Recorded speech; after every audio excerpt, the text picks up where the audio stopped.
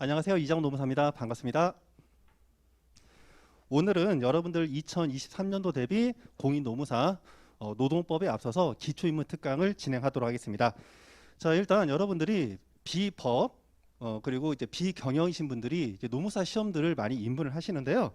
이분들 같은 경우에는 일단 공부 패러다임이 완전히 틀려버립니다. 그러니까 뭐냐면은 모든 시험 문제, 모든 그 자격증 시험은 일단 1차를 패스하고 그리고 2차 과목으로 넘어가는 거죠. 항상 1차가 있고 2차가 있는 거죠. 근데 이상하게 많지 이 공인노무사 시험은 1차를 안 봐요. 1차를 안 보고 2차부터 시작합니다. 그러니까 1차 과목에 제일 중요한 뭐가 있죠? 민법이 있어요. 민법 총칙. 그래서 민법 총칙은 모든 법의 근간이 되는 법이거든요. 근데 이제 공인노무사 시험 공부를 하시는 분들은 이 1차 과목을 나중에 2차를 갔다가 이제 1차 보기 직전에 한 두세 달이면 된다. 이런 말을 듣고 이제 풍문으로 듣는 거죠. 본인은 모르고. 그러고 나서 그때 이제 1차를 들어가고 다시 이제 1차에서 혹시라도 이제 떨어진다. 그럼 새로 이제 세제비. 아니신 분들은 이제 1차 패스하고 그 다음에 이제 2차 과목으로 다시 들어가는 거죠. 공백기가 굉장히 큽니다. 그러다 보니까 일단 2차 과목 허리 들어가실 때 행정쟁송법 외계어입니다. 예, 예를 들어서 제가 이제 법대를 나왔는데 갑자기 그 공대 과목 있잖아요. 그런 걸 딱 주면서 읽으라 하면요. 제가 가독성이 있을까요? 외계어예요, 외계어. 못 알아들어요. 여러분들이 소위 학교 다니실 때 뭐 반에서 1등 하시고 공부 수제신가요? 아니시죠. 당연히 법 어렵습니다. 근데 이제 여러분들이 어떤 착각을 가지고 있냐면 여러분들이 스스로 자기 평가를 좋게 하세요. 그래서 한번 딱 들었는데 본인이 이해를 못해. 이해를 못하는 게 정상입니다. 근데 하시는 말씀이 뭐라고 하느냐? 왜 이렇게 어렵냐요? 당연히 어렵죠. 여러분들 공인노무사는요. 노동법에 관련돼서는 변호사보다 더 잘하는 전문가입니다. 대한민국에서 노동관계에 관해서는 일타가 누구다? 공인노무사. 근데 이거 여러분들이 그냥 슬렁슬렁 뭐 날로 먹으려 하시면 절대 안 되십니다. 이게 그만큼 어려운 시험이에요. 예를 들어서 여러분들이 대학교 4년 동안에 전공을 하신 거 있죠? 그 전공 과목을 여러분들이 4년 동안 한 거를 곱하기 더블만큼의 그 전심전력으로 하셔야 합격을 하십니다. 그래서 일단 마인드 자체를 그렇게 좀 잡으시고요. 그래서 제가 이제 노동법 기초입문 특강을 준비한 이유는 노동법의 개요를 설명해봐야 아무 의미가 없어요. 왜? 노동법 수업을 하는데 계속 브레이크야. 여러분들이 법 개념 자체를 이해를 못 하시는 거죠. 개념이 뭔지. 그러니까 일단 전체적으로 여러분들이 어떤 공부를 하실 때는 큰 아웃라인 스케치를 하시고 여기에 이런 것들이 있구나 이렇게 가야 되는데 이제 여러분들이 처음부터 이게 뭔지 이걸 가니까 이해가 전혀 안 되시는 거죠. 그래서 이 노동법 기초입문 특강은 노동법에 앞서서 일단 여러분들이 반드시 아셔야 되는 민법을 포커스 둡니다. 민법을 포커스 두는데 이 민법이 좀 내용이 어려워요. 그래서 이 민법은 그냥 개념 정도만 좀 설명을 해드리고 이 민법만 하면 좀 아쉬우니까 이 민법 전에 대한민국에서 가장 근간이 되는 헌법 내용 조금 그리고 이제 헌법과 민법을 하다 보니까 조금 썰렁해. 그래서 여러분들이 나중에 이제 노투를 가시면은 이제 쟁의 행위를 했을 때 쟁의가 정당성이 없을 때 업무방해죄의 책임을 진다라는 어떤 패러다임이 나옵니다. 그때를 위해서 이제 교수님 책에도 있는 내용이기 때문에 간단하게 형법 개념도 설명을 해드리도록 하겠습니다. 그래서 제가 작년에 수업을 했을 때는 이제 60분씩 한 3타임 정도를 했는데 오늘은 여러분들 좀 저녁이 있다 보니까 짧게 해서 좀 일찍 끝내도록 한번 해볼게요. 그리고 시작 전에 여러분들 다들 이제 여러 OT를 들으셔서 이제 너무나도 장황하게 여러분들이 들으셨을 거예요. 근데 한 가지만 짚고 넘어갈게요. 일단 여러분들이 2차 과목을 중심으로 공부를 하시는데 1차를 무시하면 안 되고요. 또 노동법은 1차는 여러분들이 평균 60을 목표로 한다. 그러면 1차 커리 안 들으셔도 됩니다. 다른 과목에서 60점이 나오신다면 2차 커리로 커버가 되세요. 근데 다른 어떤 민법이나 사법법에서 여러분들이 60 이상 맞기가 좀 어려워서 노동법에서 한 80 이상을 맞아야겠다. 그러시면은 2차 커리 외에 별도 1차 커리를 들으셔야 됩니다. 2차 커리 가지고 80점까지 커버가 안 되세요. 그래서 차후에 여러분들이 부속법령 특강이라던가 아니면 1차 마무리 특강이라던가 이런 것들을 반드시 들으셔야 되고요. 자, 그리고 2차와 관련돼 가지고 여러분들이 지금 아직 시험 보기 1년 전이니까 여러분들이 좀 여유가 있죠. 지금 여러분들이 할 게 뭐냐? 표현력을 기르셔야 됩니다.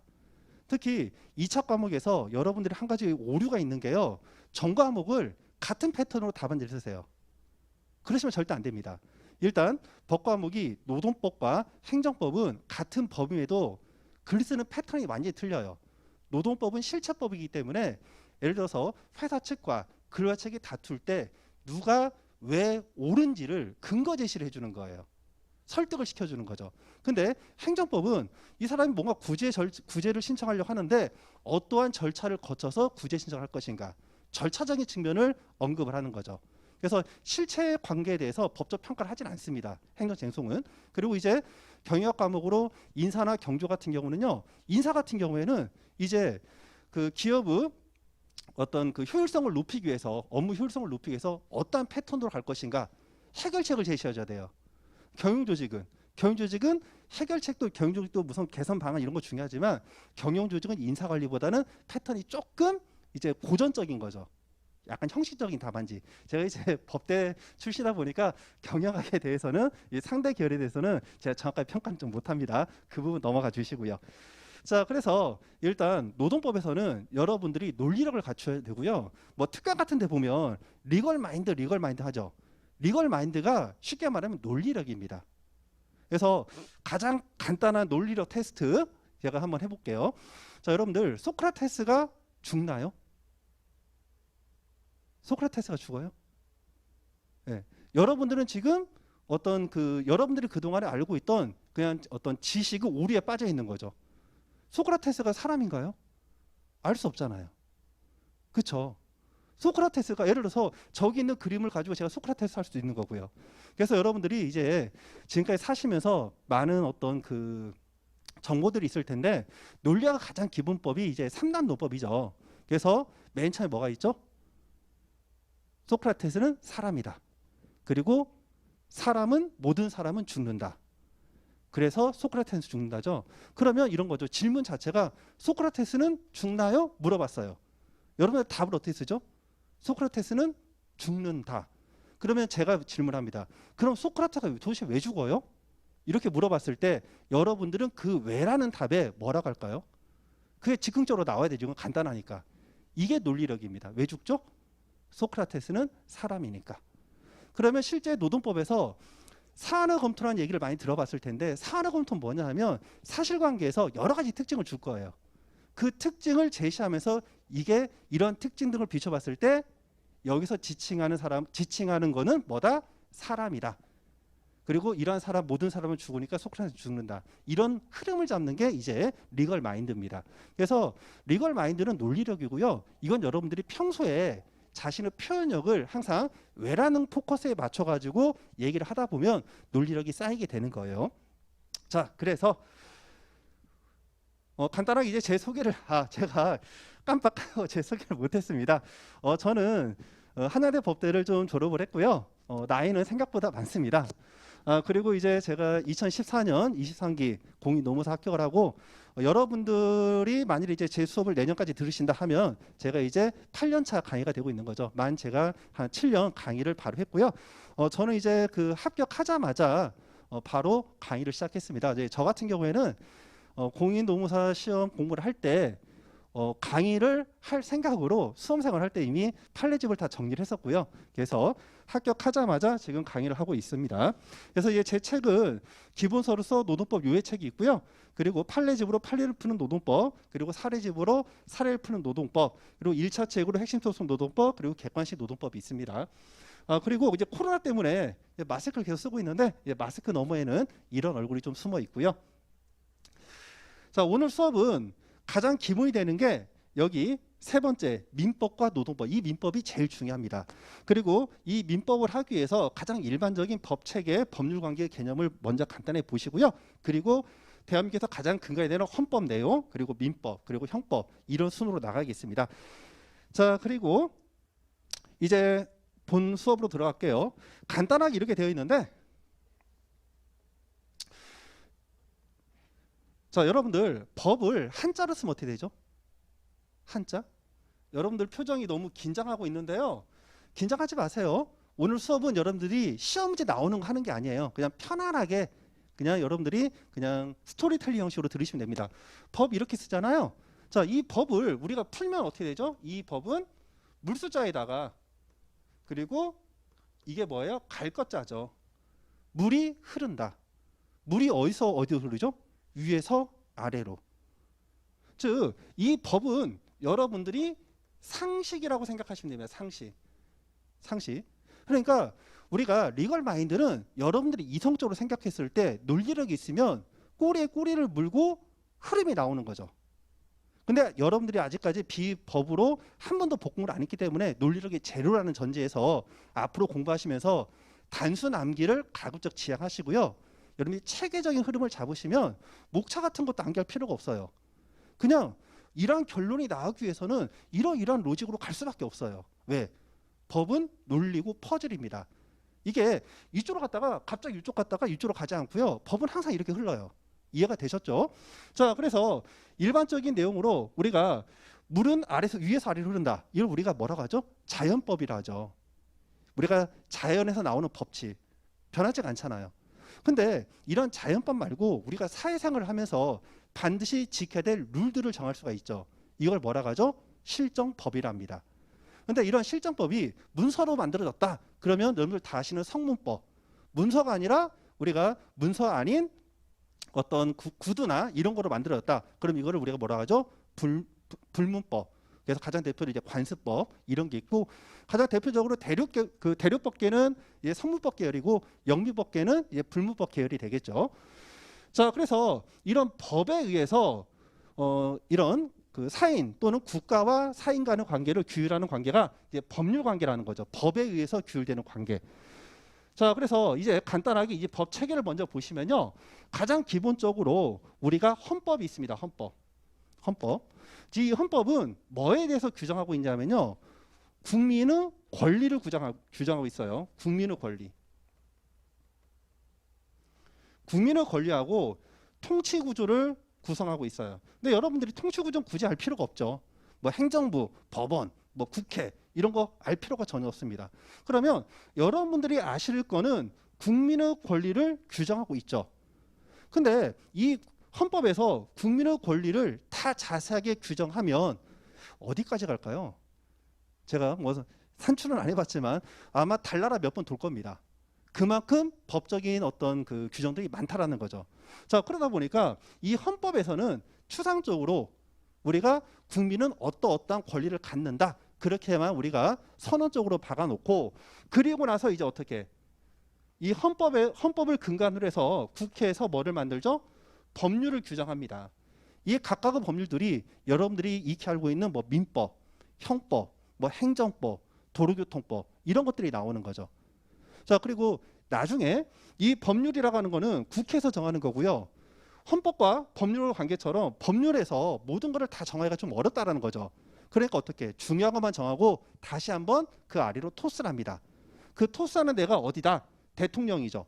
그래서 대통령이 정하는 거, 대통령령이라는데 이게 이제 우리가 알고 있는 시행령 규정입니다. 시행령 규정.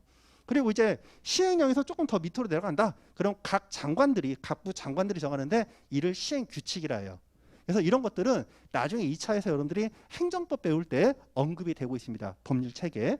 다시 한번 헌법이 가장 근간이고 헌법을 전제로 법률이 나오고 이 법률 밑에 시행령이 나온다. 시행 규칙은 여러분들이 참고로 아시면 되겠습니다. 자, 그래서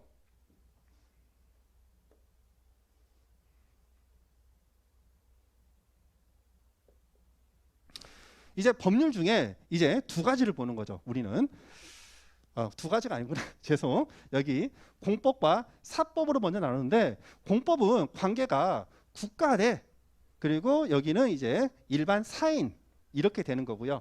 사법이라고 하는 거는 이 법률 관계의 당사자가 사인 대 사인이 되는 거죠. 이렇게.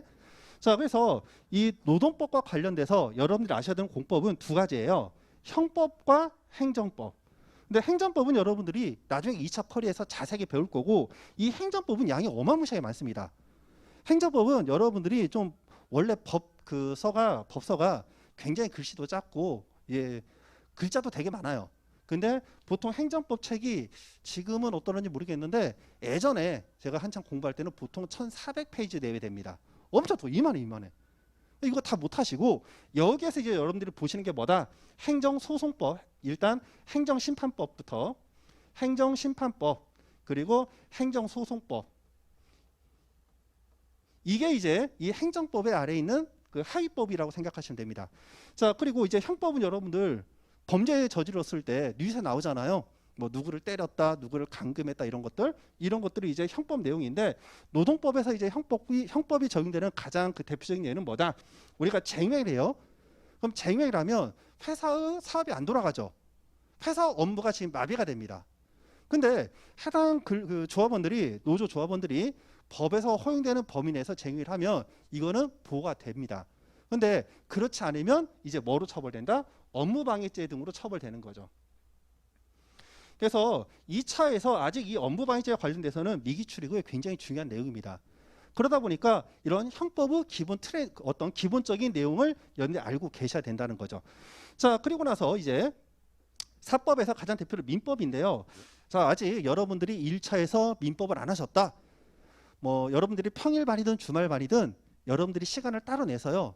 반드시 우리가 민법 총칙만큼은 3회독은 해주시기 바랍니다.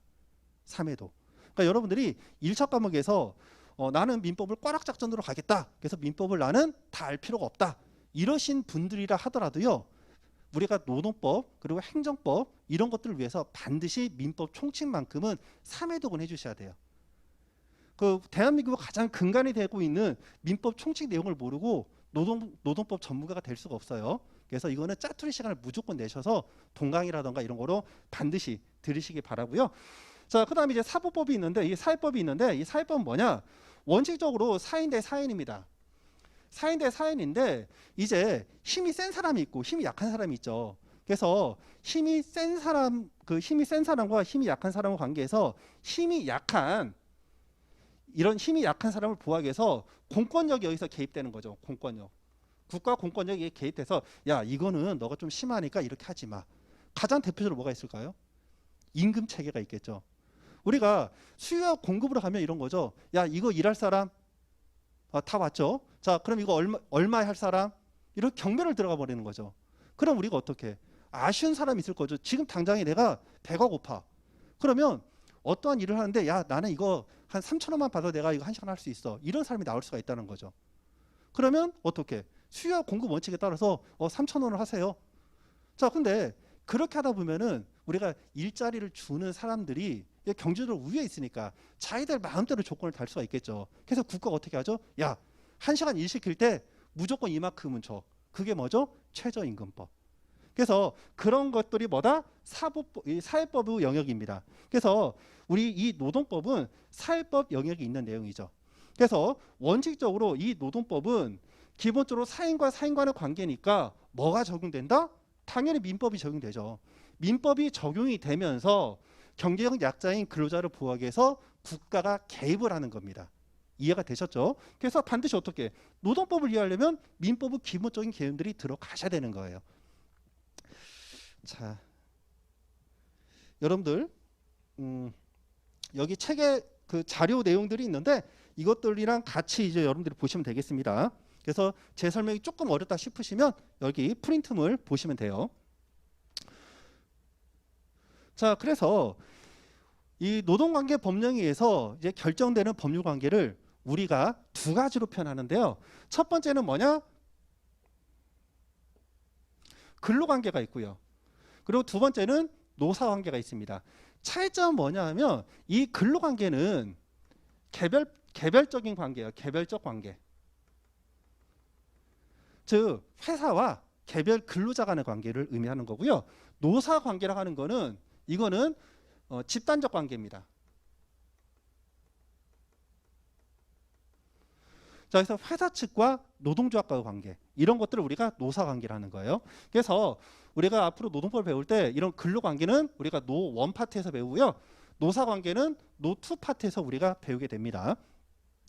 자, 그러면 가장 기본이 되는 게 이제 노동법인데요. 노동법 위에 있는 게 뭐였죠? 노동법은 얘는 뭐야? 얘는 법률이잖아요. 법률. 그러면 노동법 위에 있는 게 헌법입니다.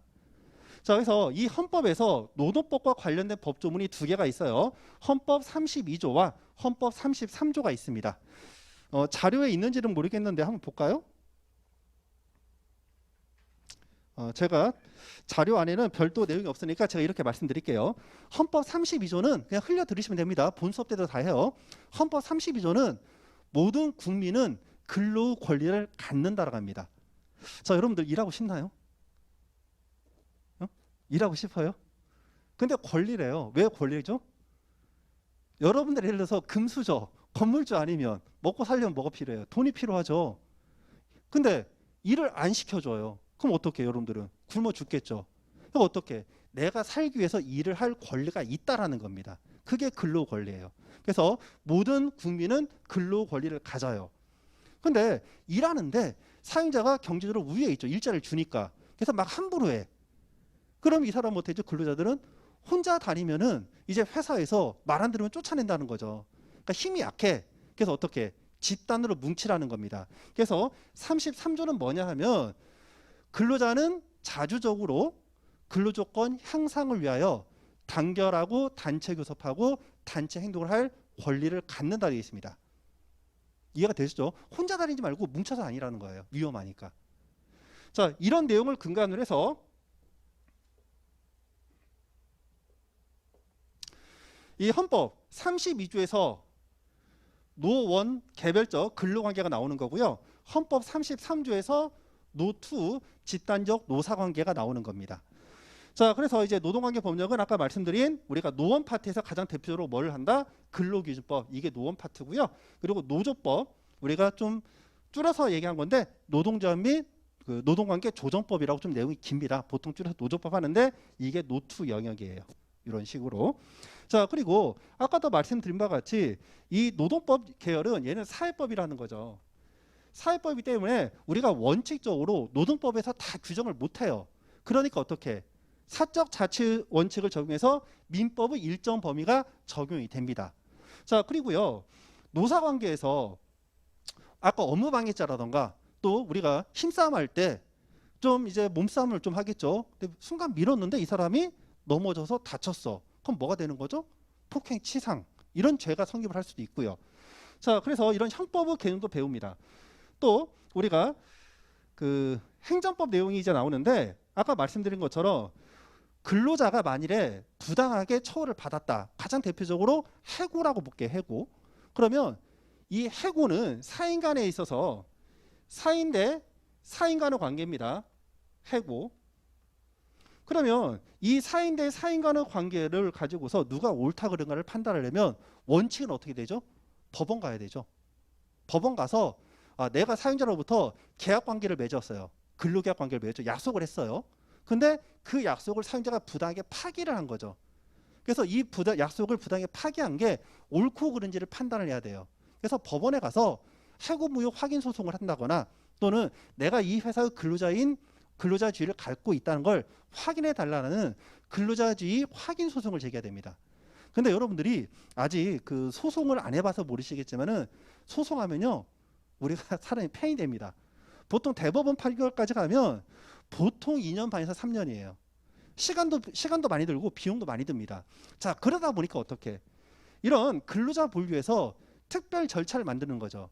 그게 뭐다? 노동위원회가 있습니다. 노동위원회. 자, 이 노동위원회에서 이제 뭘 한다? 사용자가 해고 처분이 정당한지 정당이 아닌지를 판단한다는 거죠. 근데 이 노동위원회에서 첫 번째 나오는 게 지방노동위원회입니다. 근데 행정관청도 판단을 못할 수도 있죠. 그럼 이 진호위 판단에 대해서 이제 어떻게 상급단체인 중노에서 판단하고 이런 중앙노동위원회 판단이 또 문제될 수 있죠. 왜? 이 사람들은 행정청이지 그 사법기관이 아닙니다. 그러다 보니까 다시 이제 행정소송으로 넘어가는 거죠. 행정소송으로 넘어가니까 뭐가 들어간다? 여기서 행정법 밑에 있는 행정소송법 내용이 들어가는 거고요. 자, 그리고 이런 진호위 그리고 진호위 어떤 절차라든가 중노위 이런 과정 이런 것들에 대해서 또 다시 판단할 때 행정심판법이 또 일부 적용될 수도 있어요. 그래서 이런 내용들을 우리가 배우는 겁니다. 자, 그리고 여기까지는 우리가 법 조문입니다. 자, 그런데 여러분들 법 조문 가지고 사회생활에서 발생할 수 있는 모든 문제들을 다 나열할 수 있을까요? 그래가 굉장히 어렵다는 거죠. 그래서 법 조문은 좀 일반적이고 추상적인 거로 쓰는 거예요. 뜬구름 잡는 식으로. 그리고 나서 이제 사인 간에 문제가 발생을 했어. 그러면 야, 법은 이런데 야, 이거 법이 이거 무슨 말이야? 이렇게 사람들이 문의를 한다는 거죠. 그러다 보니까 일반인들은 법에 대해서 이걸 어떻게 해석할지를 몰라. 그러니까 어디 가는 거예요? 다 법 전문가인 변호사를 통해서 우리가 소송을 하는 거죠. 그래서 거기에서 야, 이 법 조문은 이렇게 이렇게 이렇게 해석을 하는 거야. 이렇게 내려주는 거죠. 그게 뭐예요? 판례입니다. 자, 그래서 판례라고 하는 거는 이게 제일 중요한 건데 해당 법원이 법을 해석하고 적용하여 내린 판단을 의미하는 거예요. 그러니까 우리가 실제 답안지 쓸 때는 누가 옳은지를 판단할 때 뭐를 쓴다? 항상 왜라는 걸 기억하시랬죠. 근거가 있어야 되죠. 그 근거 제시가 뭐예요? 판례입니다. 그래서 우리가 이 판례 내용이 2차 공부할 때 노동법의 거의 전부라고 생각하시면 됩니다. 물론 이제 논리력이 안 되시는 분들은 좀 공부를 좀 힘들게 하세요. 논점 정리 그리고 사안 검토를 또 사례별 문제를 다 암기하십니다. 근데 여러분들이 어떤 논리력이나 표현력이 있으면요, 실제 여러분들이 그 한 120페이지에서 130페이지 정도 되는 그 분량의 판례만 여러분들이 공부를 하시면 되는 거예요. 그래서 다시 한번 강조하지만 표현력을 좀 기르시고 항상 어떤 공부를 하실 때는 왜라는 걸 좀 포인트를 갖고 육하 원칙에 의해서 좀 표현을 하시길 바랍니다. 자, 다음 이제 헌법과 노동법으로 들어가시는데요. 여기 내용을 보시면은 우리가 권리는 인권과 기본권으로 크게 헌법에서는 구분을 합니다. 법을 잘 하시려면 한자를 잘 하셔야 돼. 자, 인권. 이때 이는 뭐죠? 사람 인자예요. 기본권은요, 우리가 기본이 되는 권리예요. 이렇게. 자, 그래서 인간으로서 당연히 갖는 권리. 자, 그리고 이거는 가장 기본적인 권리예요. 그러다 보니까 헌법에 규정되어 있을 때 기본권 성격을 갖는 거는 국민의 권리고요. 이거는 인간의 권리가 되는 거죠. 이게 왜 필요냐면 여러분들 외국인 노동자가 있나요? 국내에? 있죠. 외국인 노동자가 있다라는 거예요. 외국인이 국민이에요? 아니죠. 그럼 외국인은 동물인가요? 외국인도 사람이죠. 그러다 보니까 외국인 권리를 보호하기 위해서 인권, 만일에 해당 외국인도 인간이니까 인권의 성격을 갖는 그 헌법상 권리가 있다라면 이거는 당연히 외국인도 적용이 되는 거죠. 그래서 여기서 중요한 거는 외국인의 권리 인정 여부예요. 여부. 자, 제가 아까 이렇게 말씀드렸죠. 헌법 32조 내용을 보시면은 모든 국민은 근로 권리를 갖는다. 근로 권리를 갖는다 이렇게 했죠. 모든 국민. 여기서 포인트는 뭐예요? 모든 국민입니다. 그럼 외국인은 즉 우리가 근로 권리가 만일에 없다라고 하면요, 우리가 임금 체불, 우리가 일을 했는데 돈을 못 받아. 그거 보호할 필요가 있어요? 보호할 필요가 없어요. 이해가 됐죠? 우리가 보호할 필요가 있는 거는 근로 권리를 갖고 있고, 근로 권리는 내가 일을 했어. 그러면 그 일에 대한 정당한 대가를 받을 수 있는 권리까지 포함이 되는 거고, 헌법에 그런 권리가 있기 때문에 실정법에서 우리가 임금 체불의 문제가 발생을 하는 겁니다. 자, 그러다 보니까 외국인이 일을 하다가 불법 체류 외국인이라고 쳐봐요. 그럼 이 사람은 대한민국에 체류할 권리가 없죠. 보호를 못 받아요. 근데 이 사람이 불법적으로 체류해서 예를 들어서 한 달, 두 달, 석 달을 일을 했어요. 그 사람에게 그 임금을 안 주는 게 맞나요? 그래도 불법적으로 일을 하긴 했지만 돈을 주는 게 맞나요? 이런 가치관적인 문제가 부딪힌다는 거죠. 그러다 보니까 이제 어떻게 보세요. 모든 국민은 근로 권리를 갖는데 그럼 외국인이 불법 체류 외국인이 일했을 때 돈을 줘야 돼 말아야 돼. 이런 문제에 부딪힌다는 거죠. 자, 그러다 보니까 이렇게 해요. 예를 들어서 근로 권리의 내용을 우리가 풉니다. 그래서 근로 권리를 우리가 일할 자리에 관한 권리, 그리고 일할 환경에 관한 권리로 둘로 나눠버려요. 그래서 일할 환경에 관한 권리, 이거는 우리가 조금 이따가 성격을 얘기하겠지만 사회권적 성격을 띤 자유권이라고 봅니다. 자유권. 자, 사회권은 뭐예요? 대한민국에 머무르고 있기 때문에 주는 권리. 자유권은요. 이거는 자유는 인간의 권리잖아요. 그러니까 외국인도 자유권적 성격을 띠는 일할 환경이라는 권리를 가지고 있는 거예요. 기본권으로서. 그러다 보니까 어떻게 우리가 일을 했을 때 불법적으로 일을 했다 하더라도 임금 체불은 이미 발생한 법률 관계니까 이거는 보호를 해주자. 이런 논리 체계가 나오는 겁니다. 그래서 우리가 단순하게 법은 어떠한 거에 대해서 여러분들 법을요. 진짜 판례를 이해를 못하고 단순한 길 하신다. 여러분들 정말 이제 뒷목 잡고 쓰러지십니다. 그래서 이런 식으로 법은 여러분들이 이해를 먼저 하시고 판례 암기를 하시면 되는 거예요. 자, 그래서 이제 아까 인권이다 이거를 찾는 거는 외국인의 어떤 권리를 인정할 필요가 있을 때를 찾기 위해서 인권이라는 개념이 나오는 거고요. 이제 이 기본권에 대해서 여러 가지 권리가 나옵니다. 근데 헌법을 보시면은 기본권은 우리가 두 가지 중첩적인 성격을 간다고 해요. 이중적 성격. 근데 이 이중적 성격이 굉장히 중요합니다. 근데 우리가 뭐 노동법 강사님이라던가 행정법 강사님들이 이 헌법 얘기를 안 해요. 자, 우리가 이중적 성격은 뭐냐 하면 우리가 기본적으로 기본권은 어디에 있죠? 헌법에 있습니다. 헌법. 자, 헌법은 우리가 원칙적으로 국가 대 사인 간의 관계예요. 자, 그런데 국가 대 사인 간의 관계가 경우에 따라서는 이 국가가 어떤 가해자가 아니라 사인이 가해자가 될 수도 있어요. 왜? 이 사인이 갖는 권리는 이제 헌법상의 권리인데 이 권리를 침해하는 주체가 국가가 보통입니다. 국가가. 근데 경우에 따라서는 이런 사인이 이 사인의 권리를 침해하는 경우도 생긴다라는 거죠. 자, 예를 들어 가지고 만일에 불법적으로 체포를 했습니다. 불법 체포. 우리가 보통 체포는 누가 하죠? 경찰관이 체포하잖아요.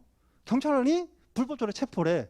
그러면 누가 가해자가 되는 거죠? 국가가. 근데 경우에 따라서 개인이 불법적으로 체포나 간급을 하는 경우도 있죠. 가해 행위를 개인이 하는 경우도 있습니다. 이해가 되셨죠?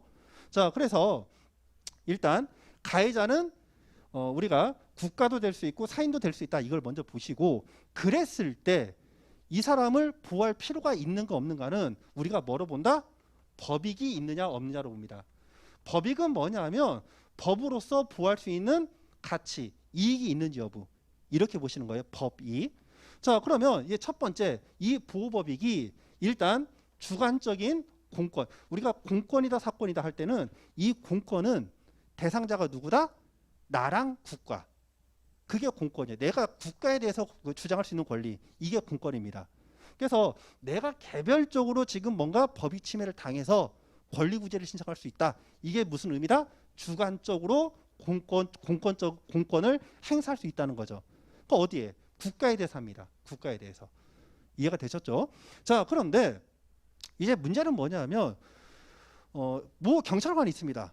모 경찰관이 있는데 이분이 습관적으로 어떤 사람들을 그냥 불법적으로 다 이제 체포를 하는 거예요. 불법적으로. 자, 그러면 특정인만 내가 불법적으로 체포를 당했다면 주관적으로 내가 권리 침해를 당했다 여부를 다툴 수가 있는데 불정 다수인을 뭐 상시 사철 뭐 한 1년 2년 계속 불법적으로 체포를 합니다. 그럼 피해자가 너무 많죠. 차후에 어떤 피해자가 또 나올 수 있겠죠. 그러다 보니까 어떻게? 야, 이러한 것들은 불법적인 체포니까 절대 하지 마. 이렇게 법 질서를 확립시켜서 만들어 버린다는 거죠. 자, 그걸 우리가 뭐라고 하냐? 객관적인 법 질서 회복이라고 합니다. 객관적 법 질서 회복. 자, 그래서 이런 객관적 법 질서 회복은 국가뿐만 아니라 개인에 대해서도 직접적인 효력이 미치게 되는 거예요. 자, 그래서 이런 내용들은 이제 어디서 나오느냐? 여러분들 가장 대표적으로 행정법 내용인데 행정처분으로서 영업정지 처분을 내립니다. 영업정지 처분을 내려요. 그러면 영업정지 3개월 처분을 받았습니다. 3개월 처분. 여러분들이 사업을 해요. 영업을 하지 말래 3개월 동안. 근데 이거를 내가 불법이라고 해서 다투고 싶어. 그러면 영업정지가 되고 있는 시점에 다퉈야 의미가 있는 거죠. 이미 여러분들이 영업정지를 3개월 당해버렸어. 이미 영업정지 3개월 동안 영업을 못해요. 그리고 이제 그 기간이 지나서 4개월, 5개월 이후에 내 영업정지 풀어줘. 말이 돼요? 안 되는 거예요. 그래서 기본적으로 우리가 뭔가 다툼을 할 때는 보호할 가치가 있는 법이 있어야 됩니다. 보호할 가치. 그래서 이 경우에는 처분이 존재해야 돼요. 불법적인 처분이. 불법적인 처분이 만일에 없다. 다툴 실익이 없어요. 즉 주관적인 권리가 공권이 없다라는 거죠. 보호 가치가 없어. 근데 아까 말한 것처럼 행정청이 영업정지 처분을 하는데 이제 그 불법적인 영업정지 처분을 너무 빈번하게 한다는 거죠. 그러면 A 사업장 말고 B 사업장 말고 C 사업장 말고 우리가 만일에 이제 뭐 Z 사업장도 이런 일이 발생할 여지가 있겠죠. 가능성이. 그러면 미리 이런 객관적인 법제적 회복을 위해서 이러한 영업정지 처분을 만일에 내리면 이거는 불법적인 거는 하지 마. 이렇게 선언적으로 할 수가 있다라는 거. 이해가 되셨죠? 그래서 권리구제는 주관적 공권을 우리가 원칙적으로 주관적인 권리 회복이 원칙이지만 객관적 법제적 회복을 위해서도 권리구제 절차가 진행될 수 있다라는 거. 그거를 기억을 하시면 됩니다. 나중에 여러분들이 2차에서 행정법에서 협의소익을 이해할 때 제가 말씀드린 부분이 머리에 와닿으실 거예요. 자, 메모 한번 해드릴까요? 이런 부분들은 여러분들이 나중에 협의소익과 이 협의소 요 내용을 이해하실 때 이런 헌법적 개념이 굉장히 중요합니다. 자, 그 다음 볼게요. 자, 그 다음은 이제 기본권의 분류 내용인데요. 우리가 헌법에 있는 권리들을 이제 분류를 합니다. 그래서 주체로 우리가 분류를 하면 아까 말씀드린 인권, 인간의 권리, 그리고 기본권, 국민의 권리로 이렇게 크게 대별이 되고 있고요. 자, 내용으로 보시면 기본권이 굉장히 많아요. 많은데 노동법과 관련돼서 이제 조금 이따가 얘기를 할 겁니다. 자, 일단 행복추구권은 10조예요. 10조. 이건 여러분들 그 책 자료에 있겠죠? 자료에 있는데 이거는 여러분들이 나중에 수업 시간에도 배울 내용이니까 좀 기억을 해주세요. 행복추구권은 10조에 있고요. 평등권은 우리가 11조입니다. 11조. 요건 일단 기억을 해주세요. 그거 외에 자유권적 기본권, 경제적 기본권, 정치적 기본권, 뭐 청구권적 기본권, 사회권적 기본권 이런 식으로 패러다임이 나와 있어요. 자, 그리고 효력 기준인데 요건 이제 이해를 하셔야 됩니다. 구체적 기본권과 추상적 기본권으로 나눠집니다. 자, 이거는 실익은 뭐냐면요. 구체적 권리면은 국가가 이러한 헌법상의 권리를 침해했을 때 구제 절차를 진행할 수가 있어요. 내가 어떤 권리를 당했다. 권리를 침해당했다. 근데 만일에 추상적인 권리다. 그러면 직접 권리구제 절차를 거치는 게 아니라 입법 조치가 필요합니다. 입법 조치. 이런 입법 조치가 이루어져야 권리구제를 신청할 수 있는 권리. 그게 추상적 권리. 그렇지 않고 우리가 헌법 자체의 권리를 침해당했을 때 바로 뭔가 구제 절차를 거칠 수 있다. 이게 구체적 권리가 됩니다. 자, 예를 들어서 여러분들 신체의 자유 같나요? 신체의 자유? 신체의 자유 같죠? 그럼 이게 추상적 권리일까요? 구체적 권리일까요? 헌법에서 모든 국민은 신체의 자유를 갖는다 이렇게 되어 있습니다. 자, 이게 구체적 권리, 추상적 권리. 만일에 이게 추상적 권리면 헌법 규정뿐만 아니라 별도 입법 조치가 있어야지 보호가 돼요. 자, 그러면 이거는 구체적 권리가 되겠죠. 다른 입법 조치가 없이 헌법상 모든 국민은 신체의 자유를 갖는다 했으니까 그런 신체의 자유를 침해하는 불법 체포, 감금 이런 것들은 다 불법적인 행위로서 처벌이 된다는 거예요. 자, 그런데 추상적 권리로서 예를 들어서 근로 권리, 모든 국민은 근로 권리를 갖는다. 자, 이런 것들은 근로 권리를 갖는다. 별도 입법 조치가 없으면 보호가 안 됩니다. 그래서 이제 보호되는 게 뭐다? 여기 보세요. 근로 권리를 볼게요. 근로 권리. 모든 국민은 근로 권리를 갖는다. 근데 별도 입법 조치가 없어. 그래서 이제 근로자를 보호하기 위해서 입법 조치를 합니다. 그게 이제 근로기준법이죠. 그래서 이 근로기준법에 여러분들 알고 있는 근로계약서 교부 의무도 있고요. 또 임금과 관련돼서 이제 어떻게 임금을 지급해야 된다. 이런 내용들이 다 여기에 언급이 되어 있는 겁니다. 이해가 되셨죠? 그래서 여기서는 구체적 권리와 추상적 권리의 어떤 개념 정도만 기억하시고 넘어가시면 돼요. 자, 다음은 이제 내용에 관한 그 구분입니다. 인간의 존엄성과 관련해 가지고요. 행복추구권과 평등권 요거는 여러분들이 그냥 귀에 바르셔야 돼요. 나중에 언급이 됩니다. 뭐 2차에서 답안지에 쓰는 건 아닌데 여러분들이 어떤 그 법적인 사고를 높이기 위해서는 이런 개념들이 필요해요. 자, 그리고 자유권적 기본과 관련돼서 양심의 자유, 언론 출판의 자유, 그리고 집회 결사의 자유가 있는데 이것들은 다시 말하면 지금 요렇게 볼게요. 요거 언론 출판 집회 결사의 자유, 즉 표현의 자유죠. 이런 권리들은 어디에서 문제가 되냐면요. 사용자 측에서 노조가 뭔가 쟁행위를 하려고 해요. 파업을 하려고 해요. 그랬더니 사용자가 노조 활동에 영향을 미칠 정도 표현행위를 합니다. 그러면 노조 측에서 뭐라고 하냐면 우리 노조 활동에 대해서 방해할 의도로서 지금 표현행위를 하는 거기 때문에 불법적인 행위다 이렇게 주장을 해요. 이건 나중에 노2에서 지배 개입의 부당한 노동행위다 이렇게 표현을 합니다. 지배 개입의 부당 노동행위. 근데 사용자는 또 이런 거죠. 야, 나도 내 말, 내 입장 표현할 수 있는 것 아니야? 왜? 헌법에 있으니까. 이런 식으로 해서 양 쌍방이 다투는 거죠. 그래서 그때 필요한 게 뭐다? 표현의 자유가 어디까지 인정될 것인가. 자, 이런 부분이 있고요. 자, 그다음에 양심의 자유인데 이 양심의 자유는 우리가 어디서 나오냐면 심할서 제출행위. 심할서 제출행위. 자, 그리고 노조 측에서 특정 정당을 밀라고 통제권을 행사합니다. 노조 통제권. 통제권 범위. 이런 데서 이제 양심의 자유가 문제가 되는 거예요. 자, 그리고 이것도 한번 할까요? 평등 행복추구권. 행복추구권은 이제 어디 그 노동법상으로 어디에서 문제가 되냐면 여러분들에게 당신은 혼자 다니면 좀 위험하니까 이쪽에 무조건 이 노조에 가입을 하세요. 근데 저는 이 노조 싫은데 아니 나는 혼자 다녀도 돼. 나 노조 가입 안 할 거야. 근데 무조건 이 노조에 가입하래. 너 가입 안 하면 너 해고돼. 자, 이게 타당할까요? 타당할까요? 이런 헌법적 가치를 다투기 위해서 행복추구권의 개념이 나옵니다. 결론은 우리가 미리 말씀드리면 혼자 다니면 위험하니까 어디든 가입을 하세요. 여기까지 맞아요. 근데 당신은 A 노조, 당신은 B 노조 무조건 가입하세요. 이건 안 됩니다.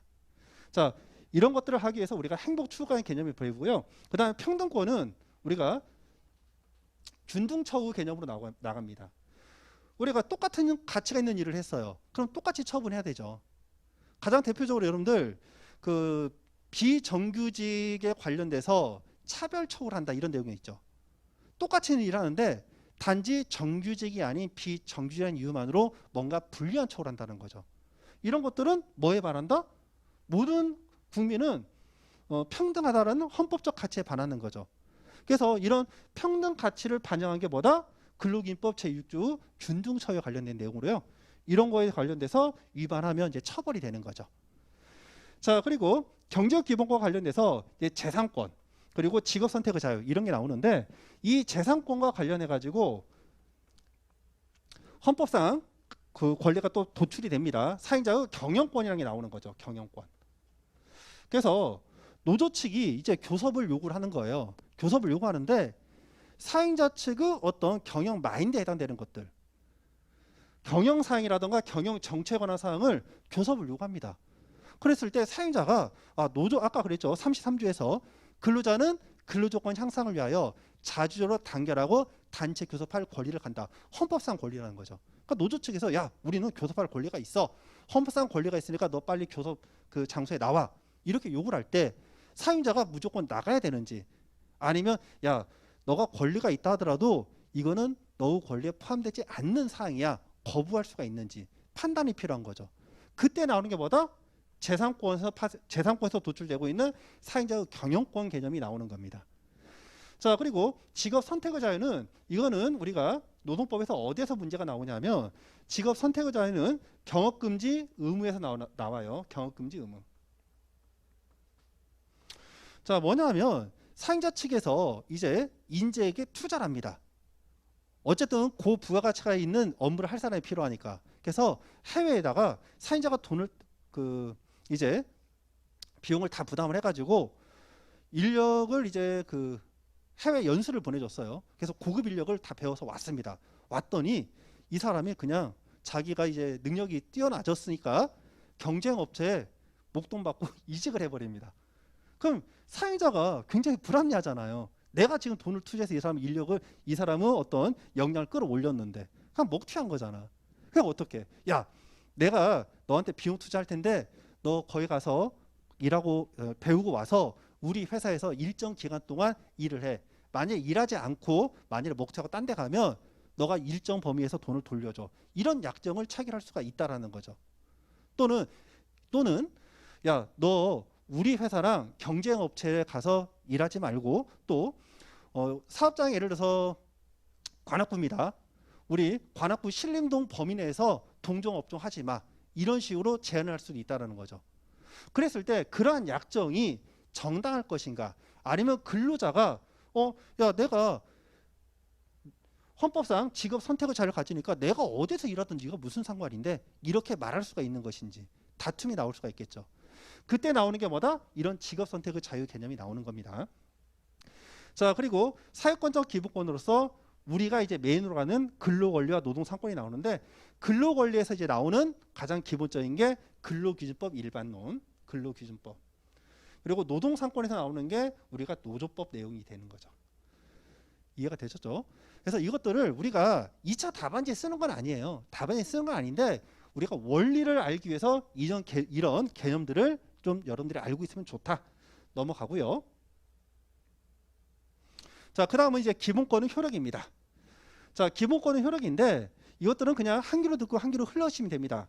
헌법상 개념으로 직접 적용된다라는 것과 우리가 사법인 어떤 민법의 개념을 도용해서 간접적으로 적용된다. 이런 개념이 있습니다. 가장 대표적으로 뭐가 있냐면 민법 제 103조가 있어요. 103조가 뭐냐 하면 사회질서의 이거를 사회 질서에 반하는 법률 행위는 무효로 한다. 이런 법조문이 있습니다. 사회 질서에 반하는 법률 행위는 무효로 한다. 자, 그러니까 헌법에서 어떤 권리들이 있는데 이 권리가 사인간에 있어서 바로 적용이 된다. 이런 규정도 있고 또 어떤 거는 사인간 우리가 헌법 개념은 기본적으로 국가와 사인 간의 관계라고 있었잖아요. 그래서 사인 간에 직접 적용이 안 되고 이런 민법 103조 등의 어떤 매개 규정을 통해서 간접적으로 적용된다. 예, 이런 개념들이 있어요. 뭐 2차에서 이런 것들은 모르셔도 되고 그냥 한 귀로 듣고 흘리셔도 무방합니다. 자, 그다음 보시면은 기본권은 충돌인데요. 제가 아까 기본권은 어떤 분류에서 말씀드렸던 내용과 이제 중복이 되는 거죠. 자, 기본권은 충돌이라고 하는 건 뭐냐 하면 기본권을 갖고 있는 주체와 주체 간의 어떤 법률 관계가 서로 다툼이 생기는 거. 그게 충돌이죠. 자, 그래서 예를 들어 보면요. 여기서 아까 말씀드린 경업금지 의무가 나오는 거죠. 경업금지 의무. 자, 경업금지 의무에서는 근로자는 야, 내가 어느 회사 다니고 너가 무슨 상관인데 이렇게 얘기를 하는 거죠. 그래서 삼성전자에 일하시는 분이 LG전자로 간다는 거죠. 근데 삼성전자 기술 개발 그런 업무를 하시는 분이 고급 기술을 습득한 다음에 헤드헌터를 통해 가지고 뭔가 몰려 가지고 경쟁사로 간다. 자, 그러면 삼성전자의 어떤 영업 비밀 등이 노출될 염려가 있잖아요. 자, 그러다 보니까 회사 측, 사용자 측의 어떤 재산권 보호 이거를 강조할 것인지 아니면 개별 근로자의 직업 선택의 자유를 우선할 것인지 그래서 어떠한 권리를 먼저 우선할 거에 따라 가지고 이제 해당 당사자가 이직하는 것을 제한할 수도 있고요. 이직이 가능할 수도 있고요. 그런 흐름으로 가는 겁니다. 자, 그 다음에 근로자의 표현의 자유 그리고 사용자의 인격권 명예권인데 이런 거죠. 여러분들 TV 보시면 그 노조에서 재미를 할 때 회사 막 비판하잖아요. 비판을 하다가 조금 선을 넘어버리면 어떻게 비방하고 욕하는 거죠. 그러면 만일에 비방하고 욕한다. 그러면 이 사용자는 우리가 보통 이제 회사인데 이 회사도 법에 의해서 사람처럼 취급을 해줍니다. 좀 이따 민법에서 배울 거예요. 회사도 사람에 준해서 대우를 해주는 제도가 있어요. 법에서는. 자, 그러다 보니까 이 사용자도 명예라는 게 있어요. 회사 명예. 집단도 명예가 있습니다. 그리고 만일에 개인 사업자다. 그러면 인격권을 침해당할 수도 있고요. 자, 그리고 해당 근로자는 야, 내가 내 의견 표명하는 건데 무슨 문제가 있어? 헌법상 권리인데. 해서 근로자는 표현의 자유를 주장할 수 있다는 거죠. 또 반대로 하면은 사행자가 노조 어떤 활동에 대해서 뭔가 자기 입장 표명을 합니다. 그럼 사행자는 자신의 헌법상 권리는 표현의 자유를 행사한 거고요. 근로자 입장에서는 사행자가 부당하게 노조 활동에 개입하거나 간섭하는 행위로서 불법 행위라고 할 수가 있습니다. 그래서 근로자의 노동 상권을 주장할 수도 있습니다. 자, 그리고 근로자 측이 쟁의를 했다. 그러면 그 근거는 헌법에서 인정되고 있는 단체 행동권을 행사한 거예요. 반면에 사행자 측은 이런 노조 측의 단체 행동에 의해서 사행자의 재산이 침해가 되는 거죠. 재산권이 침해되는 겁니다. 그래서 노동법에서 어떤 행위를 했을 때 누가 옳다 그르다 가장 근간이 되는 어떤 헌법상 가치들이 여기 있는 거예요.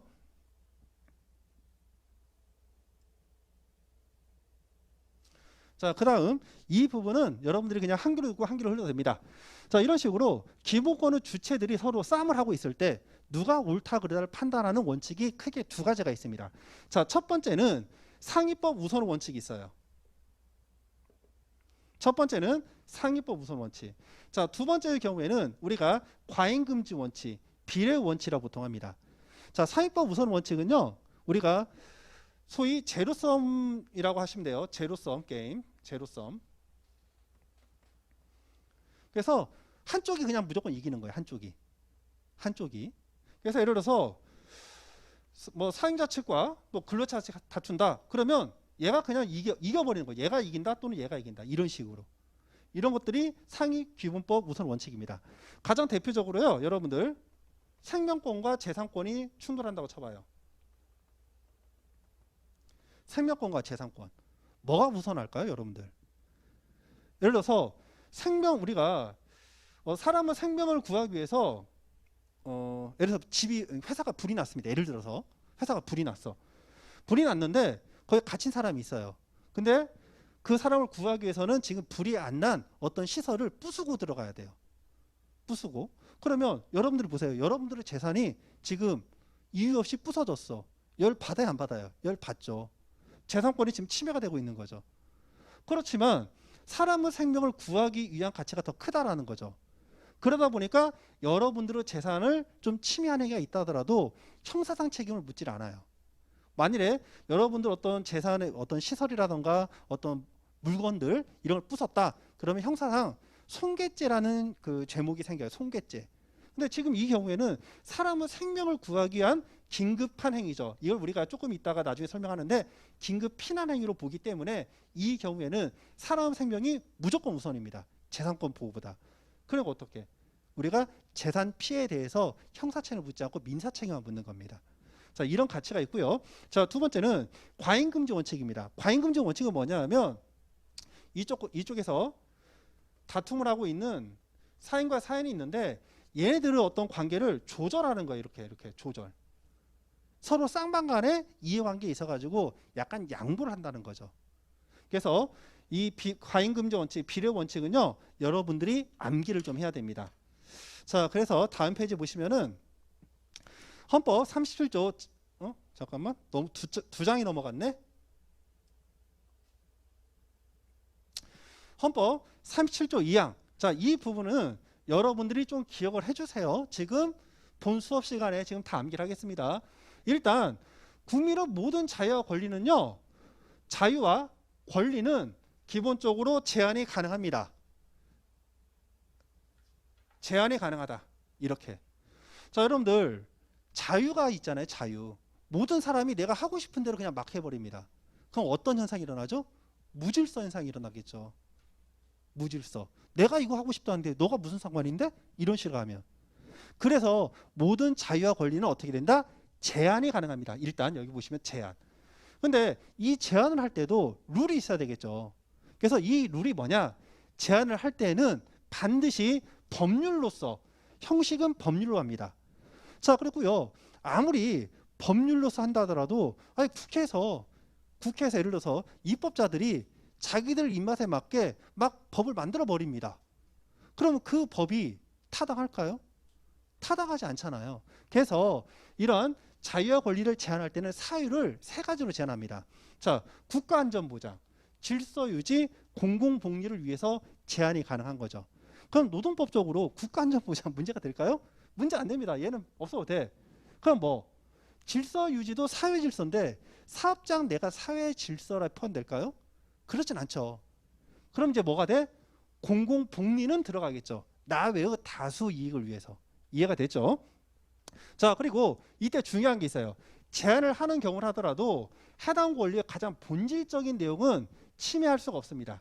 침해할 수가 없다. 가장 중요한 내용은. 이해가 됐죠? 자, 그래서 이제 구분인데 이거는 여러분들 꼭 필요합니다. 얘는. 왜냐하면 법도 이게 힘센 애들이 있어요.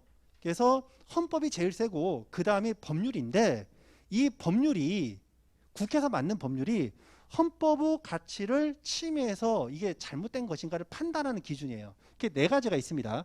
자, 첫 번째 목적상 한계인데 아까 말씀드린 사유죠. 그래서 국가안전보장 질서유지 공공복리인데 노동법상으로는 이 공공복리 공익이 제일 중요하고요. 형식은 법률입니다. 자, 그리고 방법상 한계인데 이게 이제 비례 원칙이에요. 얘를 우리가 비례 원칙이랍니다. 비례 원칙. 앞에서 배웠던 비례 원칙. 그래서 이 해당 법률은 입법 목적이 정당해야 돼요. 이러한 법을 왜 만들었는지 입법 목적 취지. 자, 두 번째는 이러한 법률에 의해서 국민의 권리, 국민의 권리나 자유를 제한하는 수단이 적합해야 됩니다. 이렇게 제한을 함으로써 입법 목적을 달성해야 돼요. 자, 그리고 세 번째는 피해의 최소성입니다. 피해를 당하는 해당 국민의 권리의 침해가 가장 적은 방법을 해야 되고요. 자, 그리고 이제 법의 균형성. 이건 뭐냐? 보호되고 있는 공익과 그리고 제한되는 어떤 사익간을 비교했을 때 뭐가 더 커야 된다? 보호되는 공익이 더 커야 된다. 자, 이런 네 가지 원칙이 우리가 굉장히 중요한 내용이고요. 자, 내용상 한계로서 본질적 내용은 침해하지 못한다. 그래서 이 부분만큼은 여러분들이 반드시 알고 계셔야 돼요. 왜? 노동법 판례를 배우실 때 헌법재판소 판례 배우거든요. 그때 필요한 내용들이니까 예 정도는 꼭 기억을 해주시기 바랍니다. 자, 다음 기본권 침해 구제 방안이 있는데요. 자, 이거는 여러분들 상식이니까 이것도 기억을 해주세요. 자, 첫 번째는 위헌법률 심판제도가 있어요. 위헌법률 심판제도. 자, 그리고 두 번째는 헌법소원제도가 있습니다. 여러분들이 아마 판례 공부를 하시면은 이 헌법소원제도를 많이 배울 거예요. 자, 일단 전제를 하시면 위헌법률 심판은 뭐냐?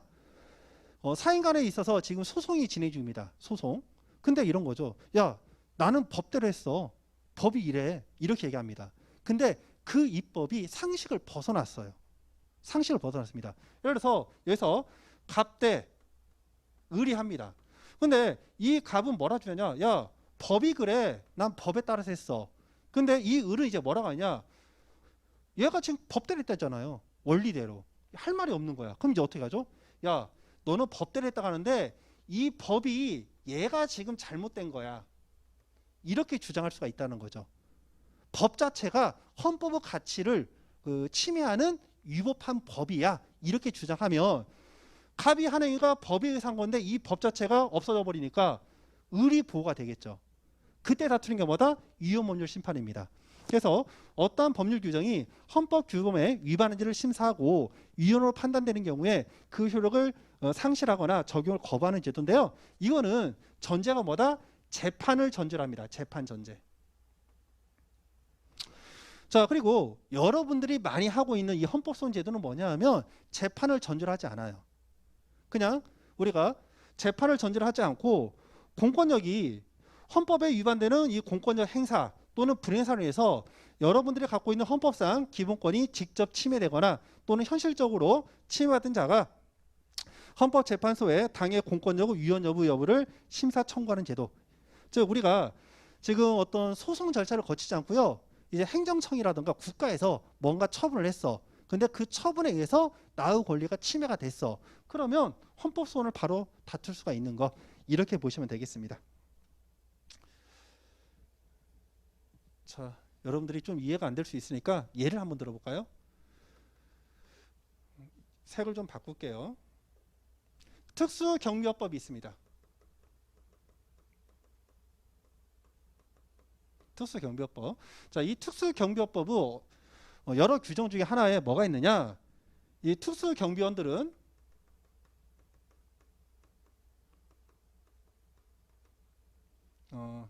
일체의 단체 행동을 하지 못한다.